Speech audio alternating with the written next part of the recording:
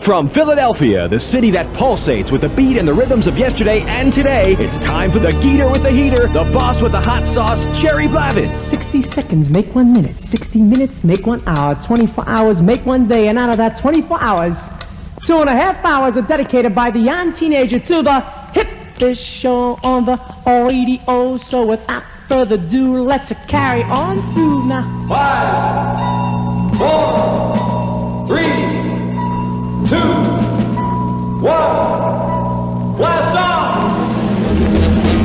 Young teenager, gather round. Rock to the sound I'm a putting down. Come on, baby, let the good time roll. Come on, baby, let me thrill your soul. Come on, baby, let the good time roll. Roll all night long. Well, ladies and gentlemen, I am back here in my studio in Philadelphia. I'm a traveling man. Not only have I been a traveling man, but some of my dearest friends have been traveling all over the country because they're in show business. Today, we've got a special guest.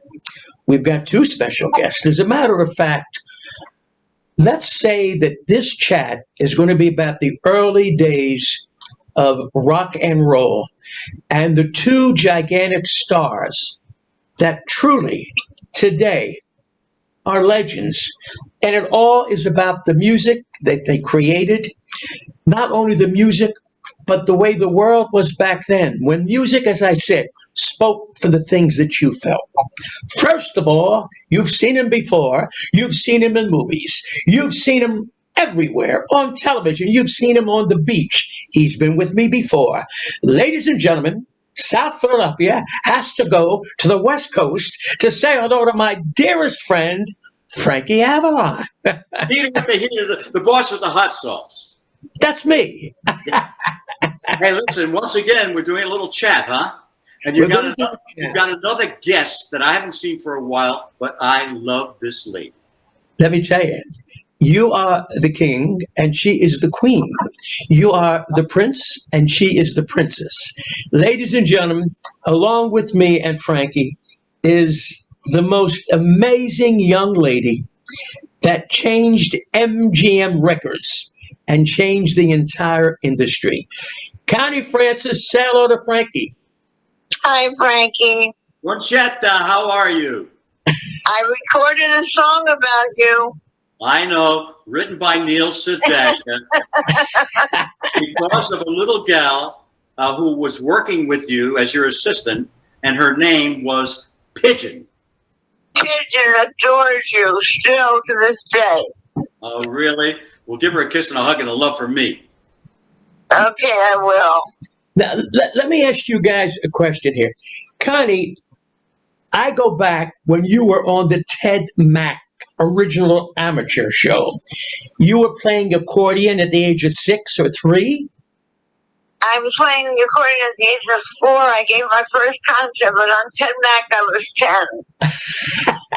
What I think Frankie may have beat you because Frankie was playing horn at that time. How old were you, Frank, when you were playing horn? About 78 years old. No. Actually, I was about 10, 11 years old. Isn't that funny? We both started out in a musical career, which became a vocal career and a film career. But we started out as musicians. I'm the trumpet player. You're right. I was on the Jackie Gleason show at 11 years old, and lots of other shows I recorded for RCA Victor as a trumpet player. And Connie was a musician, accordion. I know her background I very was an accordion player. She was an accordion player. What did I say? Right. She did the Lou Monty song. Hey, you know, so yeah, all right. Hey, but Connie, I know the story how Frankie began with Bobby Marcucci and Chancellor Records. Your first recording, was it with MGM? Was that the first recording label you recorded for? Yes. And your dad did not, you didn't want to do the song that your dad wanted you to do, right? Right. Who's sorry now? Tell Frankie why you did not want to do that song, which became #1 all over the world. Who's Sorry Now? Because it was written in 1923, and I thought the kids on American Bandstand would laugh me off the show. Now, listen, Jerry, Connie, we've got a story, Jerry, that I don't think you know. You remember this, Connie, where I'm going, right? When we went to see Pat Boone's April Love, you were my date. That's right. I picked you up. at the bus station there. At the Port of Authority. That's right. We got in a cab, We and were in a Hanson cab. hello?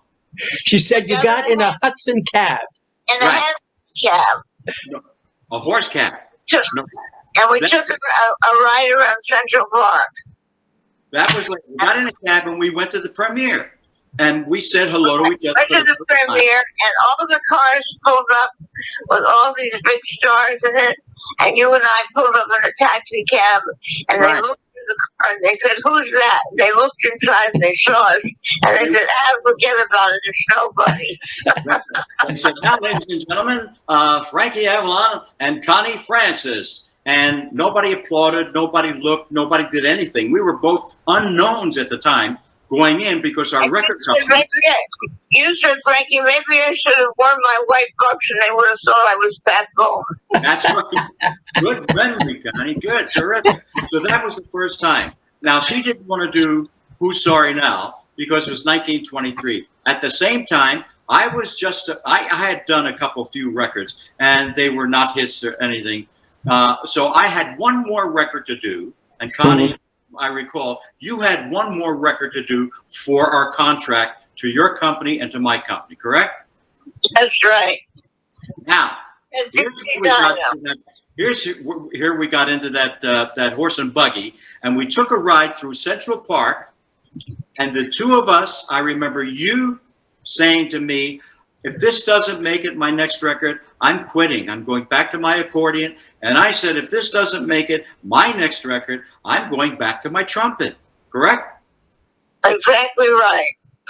Now, Connie, though. And I said, with my luck, if I got a hit record, the world would run out of phonograph needles. And the record, Jerry, the record that I was to do, which I went in to do, was my first hit record called Dee Dee Dinah.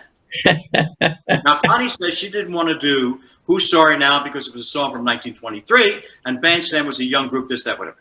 The reason why I didn't want to do Dee Dee Dinah, because when I went to the recording session, the band started to rehearse the song, and I heard a very staccato kind of a feel to what they were playing. And it was so Pete Dickinson said to me, "Frankie, let's make a take on it." So when I said, "Okay," as they're rehearsing, I'm going to there is no God that is right. So Pete Dickinson said, "What are you doing?" I said, "Well, it sounds so staccato to me that I just feel as though that should be like that through my nose." Everybody thought that I held my nose. I didn't. What I did was I sang through my nose. And that became a hit. Who's Sorry Now became a hit. And the rest is history. You know, both your careers have really paralleled each other. And Connie, you might remember before you recorded for MGM, the real female star of MGM was Joni James. That's right. Why don't you believe me? Right. Have you heard? Did you ever meet How important can it be? Yes. Were you aware that when you hit the charts, you know, you became the new star on MGM as the queen of MGM at that time? You know, I spoke to Joni 2 weeks ago. Really? Uh-huh. She was married to, you might remember, To Tony Acquaviva. absolutely, who was her conductor at that time. Right. And Frankie, you remember Tony Acquaviva. Of course. MGM. Wonderful musician. Yeah. Connie, Joni was out of Chicago. And I believe at that time, when you recorded, the president of MGM was Arnold Stark. Am I correct, Arnold Stark? Arnold Maxim. Arnold Maxim. Right. Do you remember that? Arnold Maxim was the president. And then, if you remember, how did Morty Kraft get involved with MGM after that? He was an A&R man. But he had nothing to do with my records. The combination with you and the beginning with Neil Sedaka, how did that happen? Donnie Kirshner, the publisher, said, I have 2 new kids and they're great. Would you spend some time with them at your house? Oh, we picked them up. And they came to my house.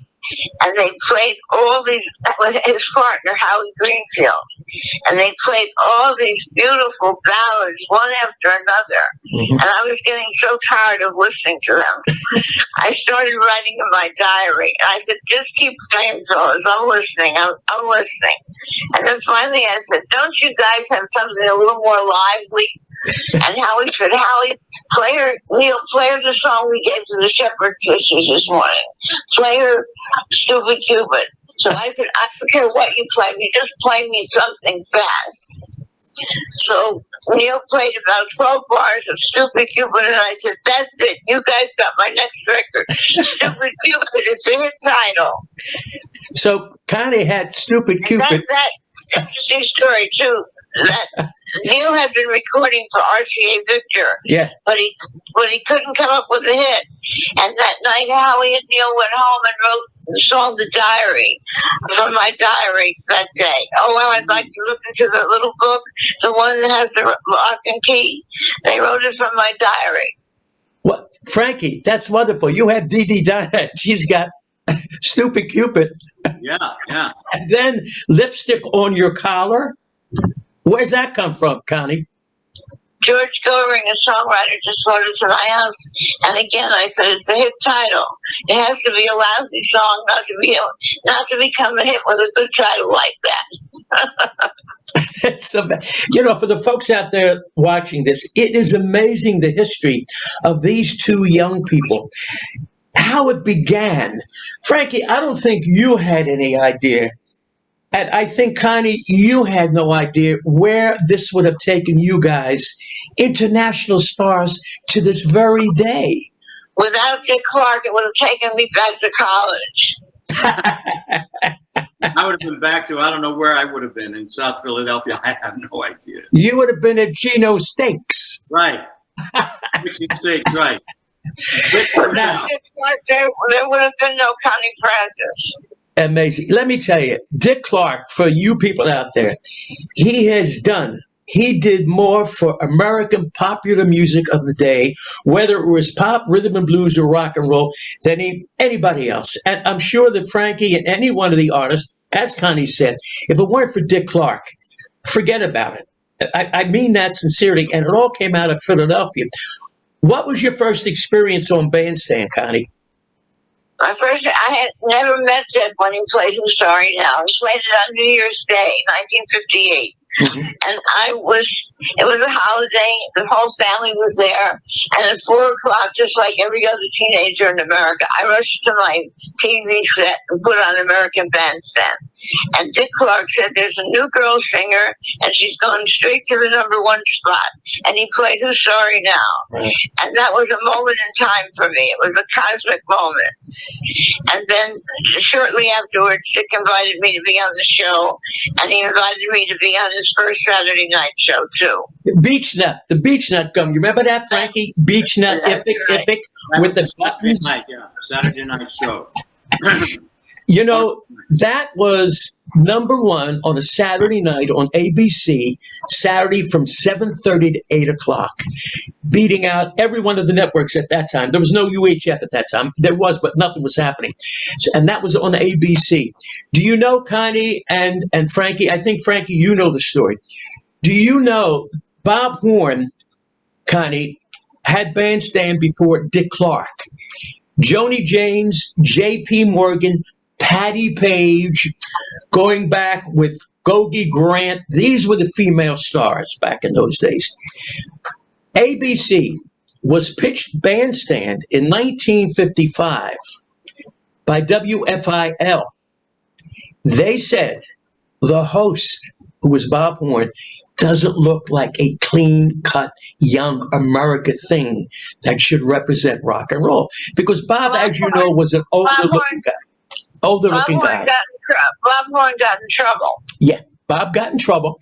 And what happened when Dick took over the show, ABC said, we'll try it as a summer replacement in August of 1956. And the rest was history. It was such a gigantic hit because of the artists, Frankie, Connie, Dion, Bobby Rydell, on and on, that it became the sensation from 1956 on. I mean, it's that one. Frankie, I don't think that will ever happen again. Well, no, nothing happens again. I mean, in this day and age, that was a time and a period that we experienced that we were very lucky. You know, you got to realize this, Jerry.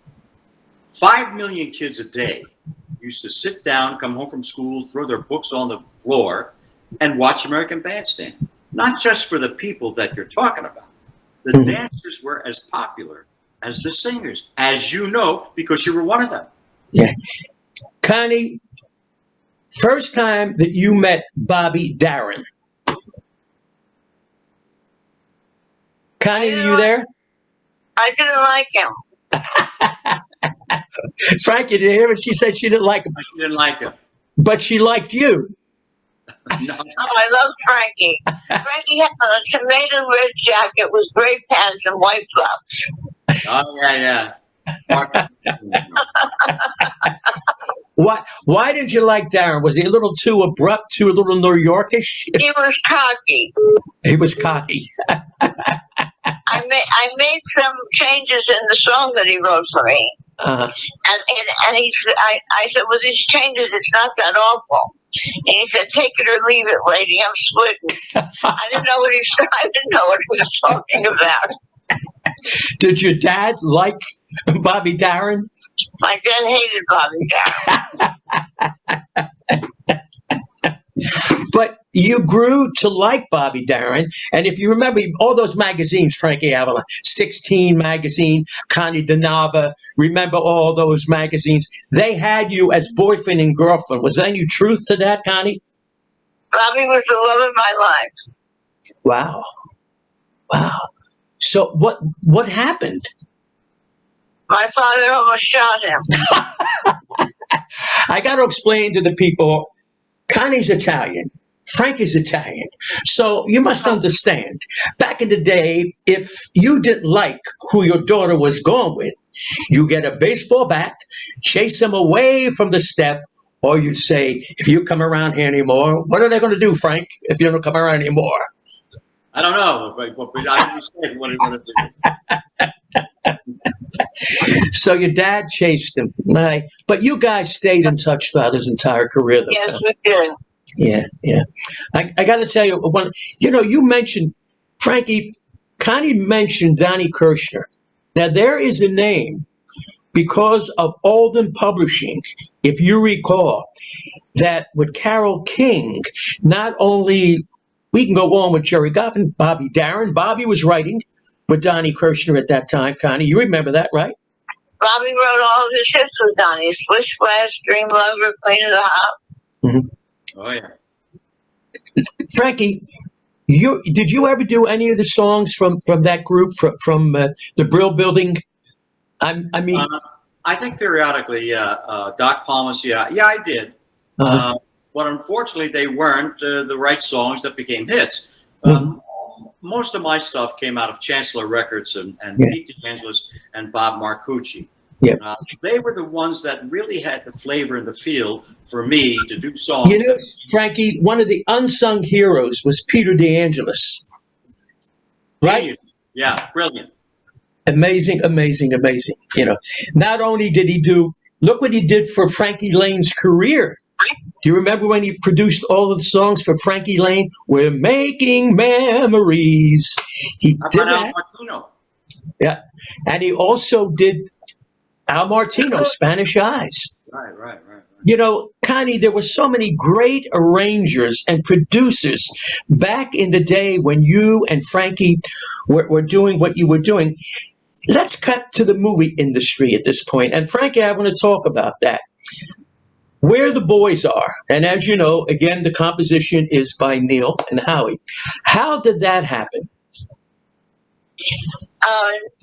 The producer, Joe Pasternak, came up to my office in New York, and he said to my father, Mr. Francanero, I discovered Diana Durbin, Judy Garland, Elizabeth Taylor, Jane Powell, Catherine Grayson, and I know a star when I see one.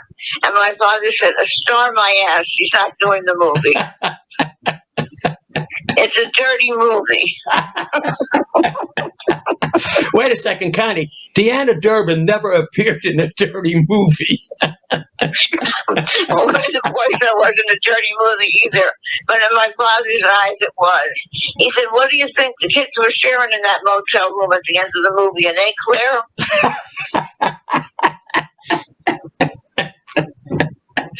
So your dad didn't want you to do it, but you did it? Did you insist? Right. Yes.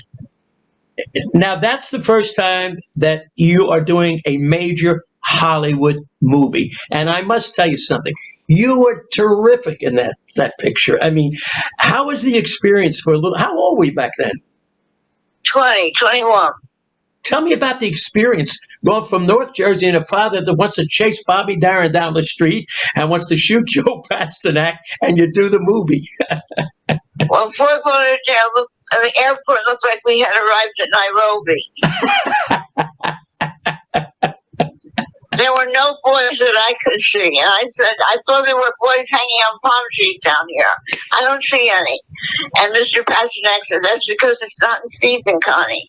There's going to be 13,000 kids here come springtime. Well, there were 75,000 kids that springtime when the movie came out. 3 months following the movie, 75,000 kids descended upon Fort Lauderdale, and it became the spring break capital of the world. Well, every year they honor you down there in Lauderdale. There's a big sign, Connie Francis, Connie Francis, Connie Francis. It's amazing. Now, then after that, there's a 2-year period, and then you go back and you do the next movie, Follow the Boys. 3 horrible movies after that. My Boy the Boys Are was my Gone with the Wind. After that, it was all the way downhill. Frankie, the first time that you go to Hollywood, how old were you? I was about 18. The first movie, Guns of the Timberland, with Alan Ladd? Alan Ladd, Jeannie Crane, Gilbert Roland. Yeah. Now, how's a kid? Connie tells you how a kid from Jersey goes to Hollywood. The experience with you, a kid riding horses in South Philadelphia up and down the streets for 25 cents. 10 cents. The way it happened for me, the reason why I'd gotten into motion pictures, I'm sure like Pasternak with Connie, is that we had now a following of a lot of fans around the world. So Warner Brothers went to my management and said, we'd like to put this kid who is a singer in a motion picture so we could bring in some younger people at the box office. That's what they did with Connie, right. So that's how I got the opportunity to come out to Hollywood to do my first film.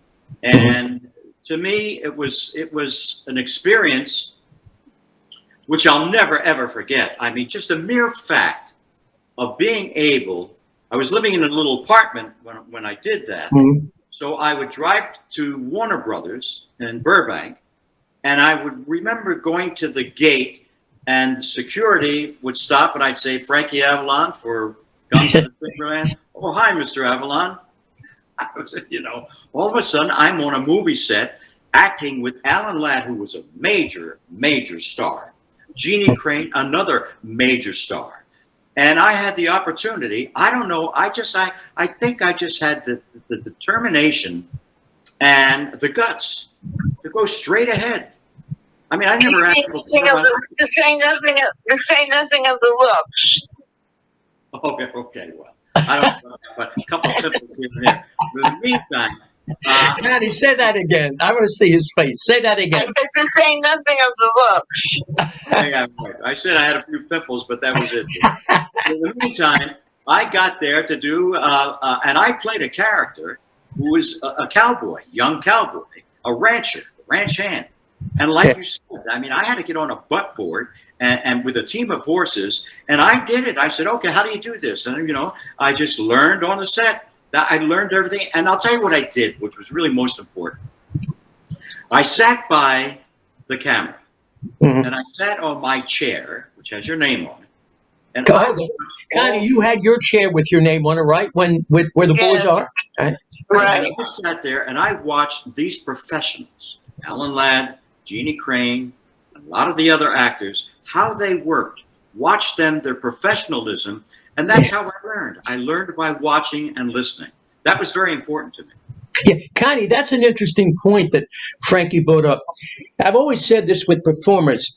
You've always watched other performers and you were able to take something from them and apply it to your artistry.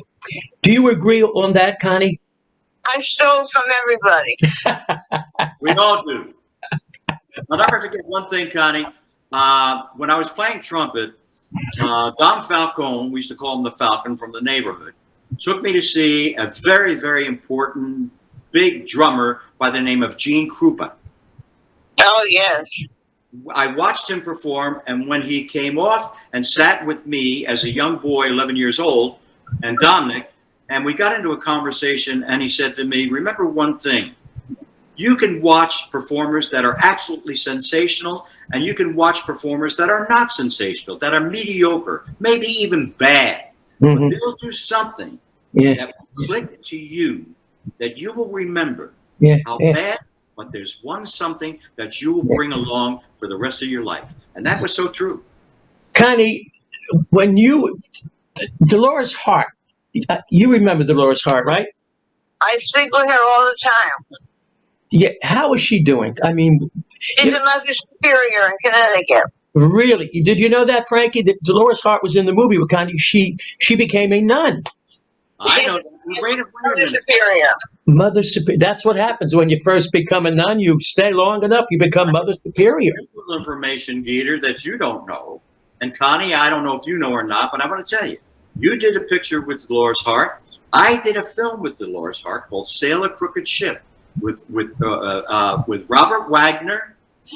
Robert Wagner and Dolores Hart and Ernie Kovacs. It was called Sail a Crooked Ship for Columbia. That was much later in my career. I had done, 4 or 5, 7 pictures at the time. And that was one of the pictures. She was a beautiful, wonderful gal who is now a mother superior. That's incredible. Who was Ernie Kovacs married to? Edie Adams. Cigar girl. Connie, whenever I see you, and we walk, she came to South Philadelphia, as you were, Frankie, South was your home. You have no idea, Connie Francis, how you are loved all around the world, and especially in the Italian community. Frankie, you hear the songs that she sang in Italian? I mean, Peter, can I tell you something? Amazing. I'm a lot of people that know what we're talking about from our generation, and beyond that too. Right. Connie Francis, the biggest star in the entire world, sold the most records of anybody in that period of time, without all of this new technology, to where you had to go into a record store and buy a record. She was incredible as a star and a vocalist around the world. Whose idea was, Connie, for you to do the Italian songs? Mama. My father's idea. Really? Wow. I didn't want to do that either. That's your father really played a big part in your career. He did. He played a major part in my career. Oh my God. As you look back on the whole industry today, and Frankie and I have spoken about this, I doubt if there will ever be young performers who have the longevity that Frankie has had, the longevity that you have had. I'm sure when you began back then, you never thought, as Frankie has expressed it, that we would still be doing today, cherished around the world, Connie. No, I never thought.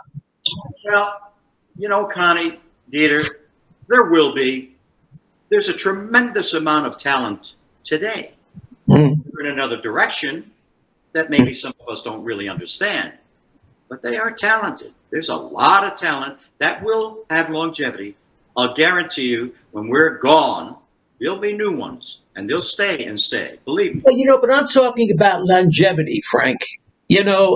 Back then, if you had a hit record, you would do a movie, as Connie did. If you had a hit record, you would do a variety show. Back then, you had the nightclubs, the Copa, the Latin Quarter, the Holiday Inn in Pittsburgh. Did you work those places, Connie? Of course. Uh-huh. What was the first major nightclub you worked? Oh, the Boulevard in Queens. Really? With Jackie Mason. He was the opening act. Wow. Jackie. How about all those great comedians, Frank? Buddy Hackett, Jackie Mason, Alan King, Alan Dale. Right. I mean, see, that's when show business, for the people out there watching, was show business. I mean, Yeah. go ahead, Frank. Let me say something. The reason why I think there is a tremendous reason why the longevity happened with Connie Francis and Frankie Avalon is because everything was done in a smaller, much smaller level. Example, we've got what, 1,000, 2,000 channels on television. You got net, this one, that. I mean, I have no idea the technology. Mhm. When Connie Francis and myself, Frankie Avalon, went on the Ed Sullivan Show, as an example, Yeah. 30 million people watched us on that show. Mhm. The highest rated television shows today, maybe 10 million. So Yeah. when we would do that show, and Connie, I know you'll remember, you would walk down the street, go into a restaurant, do whatever, and you know what you would get? Connie, Frankie, saw you on Sullivan last week. Frank, saw you on saw you on the Perry Como show. Millions of people. That's why the name Connie Francis and Frankie Avalon has become a brand. Connie, one of the great moments in your life that is very vivid as far as this industry is concerned, is there any one great moment that said, wow, I've made it? Because you said at the beginning, when you said, who's sorry now? No, I don't want to do this. But you've come so many international, all over. Was there one moment that you looked at yourself and said, thank God, this is something that happened? My tour of Vietnam. Had to be amazing experience for you back then. Yes, it was. It was the most unforgettable trip of my life. I had the same experience also. But then again, I keep saying this, I've had tremendous amount of wonderful success all through my career, memories that I'll always remember. But as a performer, and Connie, I'll bet you understand what I'm talking about. You're as good as your next performance. Yeah. Never take anything for granted as a performer. When you're backstage there and they're playing your music and you're ready to go on, are you nervous? No. But you have anxiety. Yeah. How am I going to do? Never underestimate your audience. You perform. Connie, you hear what Frankie is saying? Yes, I do. He's right. Were you ever nervous going before? Listen, you worked before the king, the queen. You worked as Frankie did before royalty. Were you ever nervous? Only when I was in bad voice. Really? Why? If I was in bad voice, I'd be nervous. But if I wasn't, I was never nervous. But then again, as a singer, and I know exactly what you're talking about, and you could go out there and hardly talk or whatever, but all of a sudden, when you hit those lights and you're on that stage, you go through it and you do it. And nobody says, Jesus, you didn't sound good. No, you always came through. Right, Connie? We tried. It's funny. We talk about someone that you knew, Connie, I knew, Frankie knew, Frank Sinatra. The amazing thing, even at the end of his career, when he couldn't hit the notes, he forgot the lyrics, the audience still loved him to the day that he Frankie died. Avalon was a Frank Sinatra nut. I'm sorry, what, love? Frankie Avalon was a Frank Sinatra nut. Really? Were you? That was a- She said that you were a Frank nut. You love Sinatra. Are you He, kidding? he was crazy. He would talk about the way his cuffs would show under his jackets. Oh yeah. I mean, I adored him. I mean, I respected his talent so much. He was brilliant, you know. And when I finally got to know him, he became not only an idol to me, an inspiration, but he became a friend. I'd stay at the house. We'd hang out together. We'd go to dinner together. It was a friendship. We became friends. You know, for the audience out there, you are looking at Frankie and you're hearing Connie, who's in Florida. And unfortunately, we couldn't hook up with Connie because of all this modern technology. But when you think about the days of Sinatra, Sammy Davis Jr., Dean Martin, even Steve and Edie. We lived the very best of times. I think we lived in the best of times. There's no question about that. And, you know, during this pandemic, Frankie, it's got to be difficult for you. I know for me, it's a killer because I'm a people person like Connie.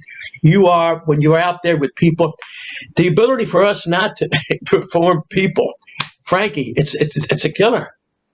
Well, it really is, but it's what reality is, and we go along with it, and we try to do the best thing that we can to get rid of this pandemic. In the meantime, this is the first year in my entire life being in this business, and it's over 60-some years, 62, 63 years, that I have not been on the stage for this year. Yeah. Do you know, this is the first time in 60 years that I have not worked New Year's Eve. Connie, what would you say to a young girl that wants to get into this business? What advice would you say to a young singer of today? Well, it always helped to live near New York. And with Frankie, it helped to live in Philadelphia because that was the music center of the world then. But New York, it always was advantageous to live in New York City. And I did 200 auditions before I ever made it. And I would copy everybody. I would copy all the female singers of the era before me, and choose the thing that made them successful. Work on the thing that made them successful. The sound. Right. But you know, back then, if you were lucky enough to get into a recording studio, and Frankie, you know that, you would go in there, the musicians would be there. Okay, and you would rehearse, you would do it. Now, today, it takes them a year before they come out with product because they go into the studio, not the singers, but all of the text. It wasn't like that, right, Connie? When you went into the studio, you did it, right? In 6 days in Nashville once, I recorded 3 albums and 4 singles. I was the same guy. I know exactly that same thing. You know, Frankie, Connie, I got to tell you, one of my favorite songs is when you did your hit in Japanese. You know the song? Where the boys are in Japanese? Yeah. Al Casino. Yeah. Listen, if you don't know the Japanese language, it sounds so much Italian. Did anybody ever tell you that? It does. It has the same sound. It's amazing. I found it easier to record in Japanese than in Italian. You know, when you did God Bless America, and I think I play that, especially during these times that we're living in today. I mean, certainly as Frankie and I know, and you know, Kate Smith had the original, Irving Berlin had written it for her. But for some reason, your version, and of course the Flyers did it all the time, Frank, But your version is so, I mean, it's incredible. The feel that you got on that lyric, the way you did it. And who was the orchestra that did that, by the way? That was Ray Ellis. Who? Ray Ellis, his name was. Ray Ellis. Man. You know the Jim Mathis songs. Wow. Wow. That's played. I mean, I end the show when I talk about the way our world should be. And with all of this bull that's happening now, I say, I want you to hear what's so important and inspirational that Connie Francis has said what this country's about. Rich, poor, black, white, Italian, Jewish, it does not matter. We're all Americans. And God bless this country. It gave me the opportunity. Frankie gave you the opportunity. And Connie gave you the opportunity to follow a career, to follow your passion. It's amazing. Do you agree? There's no place like this country. Yeah. Frankie, you've traveled all over the world. Nothing like the USA, right? Well, let me tell you something. I've had experiences. I don't know if Connie has, but I also traveled on to communist country, representing our country in Romania. And I remember I went over there with Louis Armstrong. Louis Armstrong and I went to Romania, which was communistic then. And I saw a big, big difference. Our country is American. We should all be Americans the rest of our lives and the lives to come. Listen, guys. To Romania too, Frankie, when it was under communist rule, and it was hell. Yep. So we experienced that, Geator. Connie Francis, you know, I adore you. I love you. I send you the macaroni. I just ate some today. Frankie, I send you the macaroni. It's just love. My 8 kids, my 10 grandkids, we all love it. Frankie, I know, Connie, that you're basically semi-retired, but Frankie, you're still doing things. What is in the future for you coming up? Anything that the fans can think of? Well, you know, I'm working on something now. You know, Geator, I never stop. I like to create. I like to be involved. I like to do other things aside from just the business of show business. Mm-hmm. I'm involved with a situation right now. It's probably, I would say, the most exciting venture I've ever experienced in my life. Mm-hmm. It'll take me, but when I finish this, it'll be about 6 months in development to bring it to launch it. Right. It's something that's never, ever been done before. And it has to do with lots of things of my career and beyond. So I'll let you know when, but it's getting closer and closer. It's going to be fantastic. You got to let me know. Ladies and gentlemen, this wonderful world that we live in is a world of people who make us happy with their music. These are two legends that created something that will never be forgotten. The music speaks for where your heart is. These performers have done this. Connie, I want to thank you from the bottom of my heart for sharing. Thank you, Jerry. Right. And thank you, Frankie. Good to talk to you again. We'll always love you, and it's always great to talk with you and reminisce. Thank you, Frankie. Thank you, Jerry. Thank you. Ladies and gentlemen, Frankie, Connie, I love you. We're running out of time. I want you to remember one thing. You got to keep on rocking. Because in life, as Frankie said, as Burt Lancaster would say, you only do rock once. God bless. God bless. God bless. God